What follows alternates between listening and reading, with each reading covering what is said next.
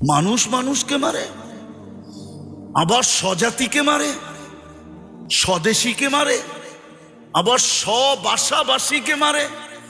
ভাষা এক, দেশ এক, জাত এক, পাখির মতো গুলি করে মারে। এই জন্যই মাটি নিয়ে কাউকে বেশি দিন মাটি খেলতে দেয় না। বেশি দিন খেলতে চাইলেই মাটি তাকে কিক মারে, মাটি তাকে। কেউ হয়তো বোঝে, কেউ হয়তো আমার কথা বুঝবে না, বেশিরভাগই বুঝবে না, হয়তো কেউ বুঝলে বুঝতে পারে। এই জন্যই দেখা যায় অল্প কয়েকদিন পরেই মাটি তাকে কিক মারা শুরু করে। কেননা এই মাটির নিচে একটা আধ্যাত্মিক শক্তি লুকানো আছে। এই মাটি নিয়ে যে খেলবে একদিন না একদিন মাটি তাকে কিক মারবেই মারবে। হয়তো কাউকে বোল্ড আউট করবে,